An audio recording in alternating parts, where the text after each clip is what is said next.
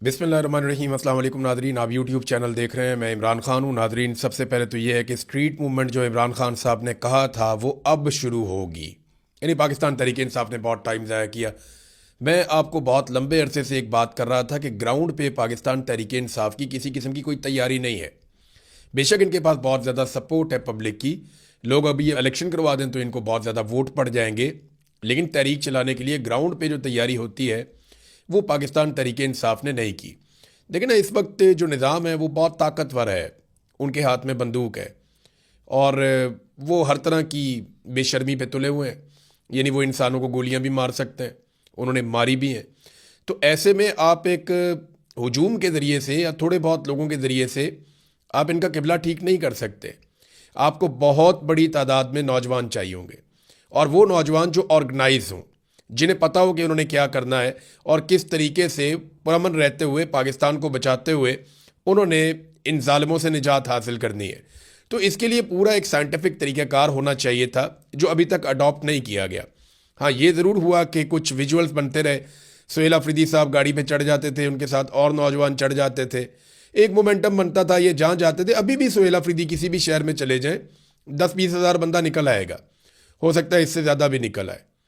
तो हज़ारों बंदे तो निकल ही आते हैं जहाँ पे भी जाते हैं आप।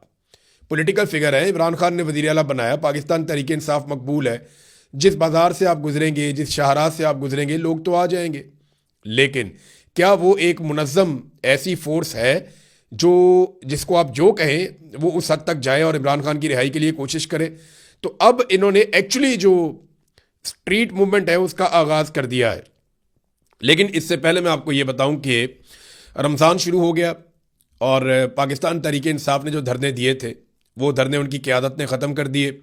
तहरीक तहफ़्फ़ुज़ आईन पाकिस्तान ने ख़ुद ऐलान किया कि जनाब रमज़ान शुरू हो रहा है और हमने धरने जो है वो अपने ख़त्म कर रहे हैं। ये इनको ख़त्म करने ही पड़ने थे, इससे इन्हें कुछ भी हासिल नहीं हुआ। मैं आपको बिल्कुल साफ बता रहा हूँ कि इस्लामाबाद में जो 3 धरने दिए गए, इन तीनों धरनों की औकात टके की नहीं थी और हुकूमत को इनसे किसी किस्म का कोई दबाव नहीं पड़ा। हुकूमत ने इनकी तरफ तवज्जो भी नहीं दी, ना मीडिया ने इनको ज़्यादा डिस्कस किया, ना सोशल मीडिया ने, कुछ भी नहीं किया। इन्होंने, इन धरनों ने कुछ हासिल नहीं किया। वजह यह थी कि आप रेड जोन के अंदर 3 इमारतों के अंदर बैठ जाएं और आपको लगे कि जनाब आप बड़ा इनकलाब लेकर आ रहे हैं और आपका मुतालबा हो इमरान खान का इलाज करवाने का, और वो शख्स जिसकी डायरेक्ट लड़ाई फील्ड मार्शल आसिम मुनीर से है। तो ऐसे तो नहीं होगा ना, आपको तो दबाव बनाना पड़ेगा। आगे वह ग्राउंड के ऊपर था कुछ नहीं, जहाँ पे भी लोग बैठे वो चंद हज़ार लोग बैठे। यानी मेरी दानिश में अभी तक 10,000 का जुलूस तो किसी जगह पे भी इकट्ठा नहीं हुआ। हाँ, ये ज़रूर है कि छोटे मोटे लोगों ने इलाके बंद किए, सड़कें बंद की, पंजाब में एक्टिविटी हुई, लेकिन इतनी ज़्यादा नहीं हुई। पंजाब पूरा चलता ही रहा। यानी अगर मैं कहूँ 90% चलता रहा है तो ये गलत बात नहीं होगी, और दूसरी तरफ 90% इमरान खान की मकबूलियत है तो ये भी गलत बात नहीं है। तो अगर ये एक सच है कि इमरान खान बहुत ज़्यादा मकबूल है, तो दूसरा सच ये है कि ग्राउंड पे पाकिस्तान तहरीक इंसाफ की इमरान खान को निकालने के लिए अब तक कोई तैयारी नहीं है। तो ये धरना ख़त्म करना ही था। इससे जो है वो कोई पोजीशन मजबूत नहीं हुई बल्कि कमज़ोर हुई अपोजिशन की। ये बात तो बड़ी क्लियर है। अब इमरान खान रिहाई फोर्स बनाने का ऐलान किया सुहेल अफरीदी ने। ये क्या है, मैंने इसके बारे में इंफॉर्मेशन इकट्ठी की है, मैं आपके साथ शेयर कर देता हूँ। ये है जी असल काम जिसकी तरफ अब ये आए, और ये करने क्या जा रहे हैं मैं आपको बताता हूँ। ये खैबर पख्तूनख्वा से इसका आगाज़ करेंगे, इमरान खान रिहाई फोर्स, और इसको सोशल मीडिया के ऊपर भी उठाया जाएगा, और इसकी पूरी प्रोजेक्शन करने के बाद बाकायदा इसके फॉर्म छप जाएंगे और इसके कार्ड्स बन जाएंगे, और खैबर पख्तूनख्वा में हज़ारों जगहों के ऊपर ये टेबल्स लग जाएंगी, गलियों में, मोहल्लों में, इलाकों में, यूनिवर्सिटीज़ में, कॉलेजेस में, अस्पतालों में, जहाँ जहाँ कहीं नौजवानों का आना जाना है, हर जगह पे ये एक्सेस दी जाएगी। पहले नौजवानों की एक बहुत बड़ी तादाद चुनी जाएगी ज़िलों के अंदर, फिर उसके बाद तहसीलों के अंदर, फिर उसके बाद जो है वो नीचे वार्ड्स तक, यूनियन काउंसिल तक। तहरीक इंसाफ की पूरी एक तंजीम तो मौजूद है, वहाँ लोगों की ड्यूटीज़ लगेंगी कि आपने एक टेबल रखना और उसके ऊपर आपने ये बुक रखनी है, और इसके ऊपर हलफनामा लिखा हुआ है। यहाँ पे आप जो है वो जितने भी मेंबर्स बनते जाएंगे उनका रिकॉर्ड आपने जमा करना है, और हर मेंबर को एक कार्ड दिया जाएगा, इमरान खान रिहाई फोर्स का कार्ड। ये कार्ड उस मेंबर के पास रहेगा, और उस मेंबर का पूरा रिकॉर्ड जो है वो पाकिस्तान तहरीक इंसाफ के पास रहेगा। हर मेंबर को ये पता होगा उसकी ड्यूटी क्या है, और रोज़ाना की बुनियाद पे पाकिस्तान तहरीक इंसाफ ये अनाउंस करेगी कि आज हमारे जो मेंबर्स हैं उनकी तादाद इतनी हो गई है। इमरान खान रिहाई फोर्स जो है इसकी तादाद फ़र्ज़ करें आज 22,000 है, कल 30,000 है, परसों 45,000 है, उसके बाद 1 लाख है, 1.5 लाख है, 2 लाख है। वो जितनी तादाद बढ़ती जाएगी वो साथ साथ अनाउंस करते जाएंगे, और ना सिर्फ अनाउंस करते जाएंगे बल्कि इन नौजवानों को ये सोशल मीडिया के साथ भी जोड़ेंगे। ये जितने नौजवान इमरान खान रिहाई फोर्स का हिस्सा बनेंगे, इन सबको सोशल मीडिया के साथ भी जोड़ा जाएगा। पाकिस्तान तहरीक इंसाफ के तमाम विंग, चाहे वो वकला विंग है, चाहे वो ख़वातीन का विंग है, चाहे वो यूथ विंग है, चाहे वो ISF है, वो जितनी भी तंजीमें हैं पाकिस्तान तहरीक इंसाफ की, वो तमाम तंजीमें, जितने नौजवान हैं वो इसके अंदर मेंबरशिप ले सकेंगे। और ये तंजीम चलेगी इमरान खान साहब की रिहाई के दिन तक। जिस दिन इमरान खान रिहा होंगे वो इस तंजीम का शुक्रिया अदा करेंगे और ये तंजीम तहलील हो जाएगी। इसका फ्यूचर के अंदर कोई पॉलिटिक्स के अंदर और इन चीज़ों के अंदर कोई किरदार नहीं है, लेकिन ये इमरान खान रिहाई फोर्स है, ये अब बनाने जा रहे हैं। इसमें जो टारगेट मैंने पूछा तो वो उन्होंने कहा जी अभी हम ये कहना नहीं चाहते कि टारगेट कितना है, लेकिन मुझे उन्होंने ऑफ द रिकॉर्ड बताया तो वो टारगेट इतना बड़ा है पाकिस्तान तहरीक इंसाफ का कि अगर इतनी बड़ी तादाद में नौजवान इकट्ठे हो गए और वो ऑर्गेनाइज हो गए तो ये पाकिस्तान में वाकई मुसीबत डाल देंगे एस्टेब्लिशमेंट को। क्योंकि देखिए, नौजवान पाकिस्तान की आबादी का सबसे बड़ा हिस्सा है और नौजवानों की सबसे बड़ी तादाद इमरान खान के साथ है, लेकिन नौजवानों के पास कोई एक ऐसा प्लेटफॉर्म नहीं है, कोई एक ऐसी जगह नहीं है जहां से उनको यूनिफाइड किस्म की इंफॉर्मेशन मिलती हो, जहां से उनको प्रॉपर गाइडेंस मिलती हो, जहां से प्रॉपर तरीके से उनको चलाया जा सके। अलग अलग तंजीमें पाकिस्तान तहरीक इंसाफ में मौजूद हैं, लेकिन रिहाई फोर्स के अंदर तमाम तंजीमों को इकट्ठा किया जाएगा और एक इकट्ठी कोशिश की जाएगी। अब ये एक तंजीम है जिसको सुहेल अफरीदी बनाने जा रहे हैं। उन्होंने कहा जी कि अब ये घी जो है सीधी उंगली से नहीं निकलेगा। देखिए, मैं आपको एक बात बताता हूं कि आपको ना तैयारी करनी पड़ती है। अगर आपको एक मुकाबला करना है तो आपको उस मुकाबले की तैयारी करनी पड़ती है। आप इस बुनियाद पे कि क्राउड मेरे साथ है, आप मैदान में उतर जाएं तो आपको मार पड़ेगी ना। आपको उसकी तैयारी करनी पड़ती है। पहले 2 माह, 4 माह, 6 माह आप अपने आप को तैयार करते हैं उस मुकाबले के लिए, मुखालिफ हरीफ के मुकाबले के लिए आप अपने आप को मजबूत करते हैं। पाकिस्तान तहरीक इंसाफ ने क्राउड पे भरोसा किया। पाकिस्तान तहरीक इंसाफ ने कहा जी क्राउड हमारे साथ है, होम ग्राउंड है, लोग हमसे बहुत प्यार करते हैं, हम जीत जाएंगे। लेकिन उनकी इस खेल में उतरने की तैयारी नहीं थी। अब वो तैयारी के लिए जा रहे हैं। ये है असल चीज़। अगर ये फोर्स बन जाती है और लाखों नौजवानों की जेब में कार्ड होता है इमरान खान का और वो सारे नौजवान इकट्ठे होकर निकलते हैं, तो ये उनके लिए एक बहुत बड़ा ऑनर होगा फ्यूचर में कि उन्होंने एक बड़ी तहरीक चलाई थी। अब रोज़ाना की बुनियाद पे ये ऐलान करेंगे और तमाम तंजीमें इसका हिस्सा बनेंगी और फिर हलफ भी लिया जाएगा। जो मेरे पास इंफॉर्मेशन है, पेशावर में एक हलफनामा होगा पहले बहुत बड़ा, फिर अलग अलग ज़िलों में जाकर हलफ लेंगे जितने नौजवान। फ़र्ज़ करें एक ज़िले में जो है वो 25,000 नौजवान है, इस फोर्स का हिस्सा है इमरान खान रिहाई फोर्स का, तो वो 25,000 नौजवानों से वहाँ पे उनको इकट्ठा करके हलफ ले लेंगे, फिर अगले ज़िले में, फिर अगले ज़िले में, और इस तरह आहिस्ता आहिस्ता ये जो मेंबरशिप है ये खैबर पख्तूनख्वा से निकलकर बलूचिस्तान, सिंध और पंजाब में फैलेगी। और ये 1-1.5-2 माह की बात है मैक्सिमम। अगर ये 2 माह लग के तैयारी कर लें और मेंबरशिप करें और डाटा इकट्ठा करें तो मेरे ख्याल में ये लाखों नौजवानों को इसके साथ जोड़ सकते हैं और ये चीज़ पाकिस्तान की एस्टेब्लिशमेंट के लिए मुसीबत डालेगी। देखिए ना, इमरान खान साहब इंतजार कर रहे हैं और वो ये फैसला कर चुके हैं। इमरान खान ने अभी तक जितनी भी प्रेडिक्शंस की हैं वो सारी ठीक साबित हुई। उन्होंने पहले बताया था कि मुझे जेल में डालेंगे, डाला। उन्होंने कहा नवाज शरीफ डील करके वापस आएगा, वापस आया। उन्होंने कहा केस खत्म होंगे, केस खत्म हुए। इमरान खान ने कहा कि ये इलेक्शन में धांधली करेंगे लेकिन मैं जीत जाऊंगा, और वो जीत गया। इमरान खान ने जो जो बात की वो बात वैसे ही साबित हुई, लेकिन मिलिट्री एस्टेब्लिशमेंट ने सारा कुछ कंट्रोल कर दिया। फाइनली इमरान खान साहब ने 2 चीज़ें कही हुई हैं कि ये मुझे आहिस्ता आहिस्ता मार देंगे। ये इमरान खान ने अपनी बहन को कहा कि ये आहिस्ता आहिस्ता मुझे मार देंगे। और दूसरा, इमरान खान ने एक और बात की थी कि फैसला अब सड़कों पे होगा, किसी और जगह फैसला हो नहीं सकता। क्योंकि जिन शराइत के ऊपर हुकूमत इमरान खान साहब से डील करना चाह रही है, इमरान खान साहब उन शराइत को मानने के लिए तैयार नहीं है। इमरान खान साहब की शराइत बड़ी सादा है। वो ये कहते हैं कि आप जो 9 मई है, 26 नवंबर है, आप इसके ऊपर एक जुडिशल कमीशन बनाएं और फैसला करेंगे ये कैसे हुआ। नंबर 2, इमरान खान साहब ये कहते हैं कि जो नया इलेक्शन है उसको अनाउंस किया जाए। पहले वो कहते थे कि जनाब हमारे उम्मीदवारों को हमारी सीटें वापस दी जाएं, लेकिन अब क्योंकि बहुत टाइम हो गया वो ये कहते हैं कि नया इलेक्शन पाकिस्तान में करवाया जाए। अब ये वो चीज़ें हैं जिससे तो इमरान खान साहब विन कर जाएंगे और ये हुकूमत इन चीज़ों को किसी सूरत भी बर्दाश्त नहीं कर सकती। तो इन्हें अगले इलेक्शन से पहले पहले इमरान खान साहब से जान छुड़ानी है। और इमरान खान साहब ये जानते हैं, उन्होंने अपनी बहन को बता दिया है कि ये मुझे अब मार देंगे। लेकिन साथ ही साथ उन्होंने कहा कि फैसला सड़कों पे होगा, और अगर सड़कों पे फैसला होना है तो इमरान खान रिहाई फोर्स जो अब बनाई जा रही है, हो सकता है कि ये इतनी ताकतवर फोर्स बन जाए कि ये फोर्स एस्टेब्लिशमेंट को महंगी पड़ जाए। अब देखते हैं कि आने वाले दिनों में क्या होता है। रमज़ानुल मुबारक इस हवाले से बड़ा इंपॉर्टेंट महीना है। बहरहाल राणा सनाउल्लाह साहब ने भी एतराफ़ किया है।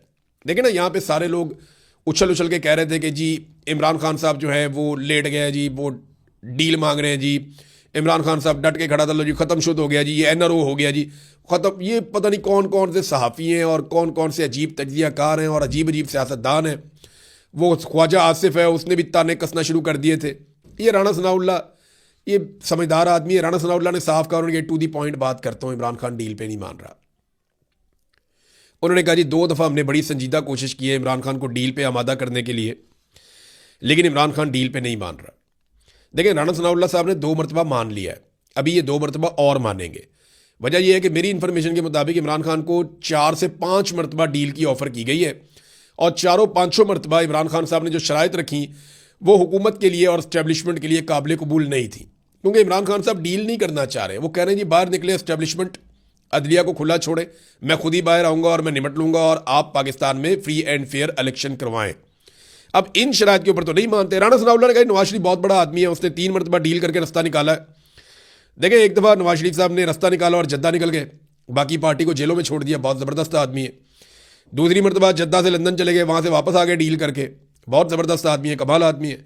फिर जनाब लंदन से पाकिस्तान में आगे एक दफ़ा हुकूमत बनाई, और जब हुकूमत बनी और दोबारा पकड़े गए पनामा के अंदर, तो फिर जनाब एक दफ़ा डील करके फिर लंदन निकल गए इलाज करवाने के बहाने, 4 हफ्ते के बहाने अदालत से ऑर्डर लेके, और फिर 4 साल के बाद वापस आए डील करके, जूते पॉलिश करके, और फिर इक़्तिदार में आ गए। तो अगर इससे आदमी बड़ा होता है और अच्छा सियासतदान होता है तो राणा सनाउल्लाह साहब, नवाज शरीफ साहब तो फिर बहुत अच्छे सियासतदान हैं, इनसे अच्छा तो कोई नहीं है। वो कहते हैं जी हठधर्मी है जो इमरान खान साहब दिखा रहे हैं, इन्हें डील कर लेनी चाहिए, रास्ता निकालना चाहिए। लेकिन एक और बात वो कहते हैं कि अगर इमरान खान को ये यकीन हो जाए कि इनकलाब नहीं आ रहा और वो मायूस हो जाएं और उन्हें पता चल जाए कि दूर दूर तक कुछ ऐसा नहीं होगा, तो फिर शायद रास्ता निकल आए। देखें, ये इमरान खान साहब का समझे नहीं उनको। इमरान खान ने ये तो नहीं कहा था कि इनकलाब आएगा तो मैं डट के खड़ा रहूंगा। उसने कहा था कि जब तक मेरे में खून है मैं आखिरी सांस तक लड़ूंगा। इमरान खान ने कहा था मैं अकेला भी रह गया मैं फिर भी इनके साथ लड़ूंगा, इस माफिया के सामने मैं नहीं झुकूंगा। तो इमरान खान ने तो ये शर्त ही नहीं रखी कि इनकलाब आएगा तो मैं खड़ा हूंगा। इमरान खान ने तो ये कहा था कि मैं खड़ा हो जाऊंगा, तो वो खड़ा हुआ। आपको ये बात समझनी पड़ेगी, आपको डील इमरान खान से वही करनी पड़ेगी जो लॉजिकल होगी कि जनाब दोबारा इलेक्शन करवाएं। आपने उसका इलेक्शन चोरी किया है। इमरान खान आपको 4 सीटें नहीं छोड़ रहा था, आपने पूरी हुकूमत चोरी कर ली उसकी। वो आपको छोड़ेगा? वो नहीं छोड़ेगा आपको। ये बात आप अपने जहन में रख लें। खुर्रम ज़ीशान साहब ने एक बात की है, और पाकिस्तान तहरीक इंसाफ के लिए तो ये तकलीफ दे बात होनी चाहिए। उन्होंने कहा जी कि इमरान खान ने इस मरतबा मेरे पाकिस्तानियों कहकर कोई पैगाम नहीं भिजवाया। उसने अपने अवाम को मुखातिब नहीं किया, उसने अपनी बहनों से कहा कि मेरे लिए आवाज़ उठाएं, क्योंकि इमरान खान ने अपने अवाम का बहुत इंतज़ार किया है। लेकिन नाज़रीन, सुहेल अफरीदी के हवाले से मैं आपको एक चीज़ बताऊं। अभी ये बात भी हो रही थी, इमरान खान की बहन ने भी की कि वो आकर बैठ गया और लगता है कि सुहेल अफरीदी की जगह ले लेगा। तो ये गंडापुर के बारे में बात हो रही है, और मैंने आपको कल बताया भी था पिछले वीलॉग में कि गंडापुर के दिमाग में ये बात एस्टेब्लिशमेंट ने फिट कर दी है, और एस्टेब्लिशमेंट के ज़राए ये कह भी रहे हैं कि सुहेल अफरीदी को नाअहल करने के बाद गंडापुर को वज़ीर आला बनाया जाएगा खैबर पख्तूनख्वा का। जितना मैं पाकिस्तान तहरीक इंसाफ को समझता हूँ ना, और जितने मेरे राब्ते हैं, मेरी नज़र में कोई भी बन जाएगा तहरीक इंसाफ में से वज़ीर आला, गंडापुर नहीं बनता। और अगर गंडापुर को ज़बरदस्ती वज़ीर आला बना भी दिया गया ना, तो गंडापुर साहब की सियासत तबाह हो जाएगी। उन पर बहुत तनकीद हो रही है इस वक्त पाकिस्तान तहरीक इंसाफ में। वो इक़्तिदार की राहदारियों में वज़ारत आला का रास्ता ढूंढते ढूंढते अपनी सियासी इज़्ज़त गंवा बैठे हैं। और गंडापुर साहब का भी बड़ा लंबा करियर पड़ा है, उन्हें अपनी साख खराब नहीं करनी चाहिए थी, लेकिन वो जुआ खेल रहे हैं। अब अगर सुहेल अफरीदी को नाअहल कर दिया गया तो क्या होगा? देखिए, सुहेल अफरीदी को नाअहल करके पाकिस्तान की एस्टेब्लिशमेंट बहुत बड़ी गलती करेगी, क्योंकि सुहेल अफरीदी जितना बड़ा लीडर अब है, इससे 10 गुना बड़ा लीडर बन जाएगा नाअहल होने के बाद। फिर लोग इसकी ज़्यादा बड़े पैमाने पर बात सुनेंगे, नौजवान इसके साथ ज़्यादा ताकत से खड़े होंगे। और फिर याद रखिएगा कि सुहेल अफरीदी के पास करने के लिए कोई और काम भी नहीं होगा, फिर वो ये रिहाई फोर्स के ऊपर ही काम करेगा। तो एस्टेब्लिशमेंट को ये वाला फैसला करने से पहले ये वाली बात सोचनी पड़ेगी। नाजरीन, ये जो टाउट्स हैं ना, इनके बारे में मैं एक बात कहना चाहता हूँ। ये बार बार कहते हैं ना कि सोशल मीडिया इमरान खान को बाहर नहीं आने देता, बहनें नहीं आने देती, पार्टी नहीं आने देती, और कुछ सहाफ़ी है वो नहीं आने देते। तो मैं एक बात कहता हूँ कि ये क्यों ये बात नहीं करते कि इमरान खान को गैर कानूनी तौर पे जेल में डाला गया। जो लोग इमरान खान के हक में बात करते हैं या ये बात करते हैं कि उसके साथ जुल्म हो रहा है, ज़्यादती हो रही है, उनको ये ब्लेम करते हैं कि ये इमरान खान को बाहर नहीं आने दे रहे। और जो लोग जुल्म कर रहे हैं, जबर कर रहे हैं, जो हुकूमत के अंदर हैं, जो आसिम मुनीर और उनकी एस्टेब्लिशमेंट है, उनके ऊपर ये तनकीद नहीं करते। भाई जालिम के खिलाफ बोलो ना, मजलूम को क्यों निशाना बनाते हो? ये एक अजीब तरह की बेशर्मी है जो मैं पाकिस्तान में अब लगातार देख रहा हूँ। नाजरीन, दो खबरें ऐसी हैं जो मैं आपके साथ शेयर करना चाहूँगा। उनमें एक तो अच्छी खबर यह है कि शुक्रिया अदा करना चाहता हूँ मैं जस्टिस मियाँ गुल हसन औरंगज़ेब साहब का, सुप्रीम कोर्ट ऑफ पाकिस्तान के जज हैं, और जस्टिस नईम अख्तर अफगान साहब का। इन दोनों जज साहिबान के सामने मैंने आपको बताया था केस लगा हुआ था सोहराब बरकत साहब का, और सोहराब बरकत को इन्होंने फौरी तौर पर जमानत दे दी। यानी जैसे ही सुप्रीम कोर्ट में ये मामला गया, जमानत फ़ौरन हो गई। अब एक और केस के अंदर मजूका साहब ने जनाब रिमांड दे दिया था, दोबारा से वो जमानत मुअत्तल कर दी थी, तो वो ज़मानत मुअत्तली हो गई है। वो मामला इस्लामाबाद हाई कोर्ट में है, उम्मीद है अगले हफ्ते वहाँ से भी ज़मानत हो जाएगी। लेकिन तमाम जो जजेस हैं उनको ये सोचना चाहिए कि सुप्रीम कोर्ट ने उस केस में फ़ौरन ज़मानत दे दी जिसको आपने इतने लंबे अरसे से लटका कर रखा हुआ था बिला वजह। तो डर को उतारें, खौफ को उतारें, आप अपनी इज्जत करवाएं और अपनी इज्जत बहाल करवाएं, वरना अदलिया का लोग मजाक उड़ा रहे हैं। ये जिस तरीके से आप भोंडे किस्म के मुकदमात को लटका कर रखते हैं, उससे अदलिया का मजाक बन रहा है और कुछ नहीं हो रहा। सोहराब तो बाहर आ जाएगा आज नहीं तो कल, लेकिन अदलिया की क्रेडिबिलिटी वापस नहीं आएगी। ईमान मजारी और हादी अली चट्टा की दरखास्तें जो हैं 24 को, जो उनके खिलाफ फैसला दिया गया पिछले महीने, एक महीने के बाद अब लगाई गई है 19 फरवरी को। जस्टिस मोहम्मद आसिफ साहब इनकी अदालत में, ये वो जज साहब हैं जिनके बेटे ने 2 खवातीन को कुचल के कत्ल कर दिया था और फौरी तौर पे छूट के घर चला गया था। अब देखना यह है कि इनके बेटे ने 2 कत्ल किए और छूट के बाइज्जत बरी होकर घर चला गया, और इनके पास केस आया सिर्फ एक ट्वीट का, तो वो मियाँ बीवी घर जाते हैं या नहीं जाते? ये जज का इम्तिहान है।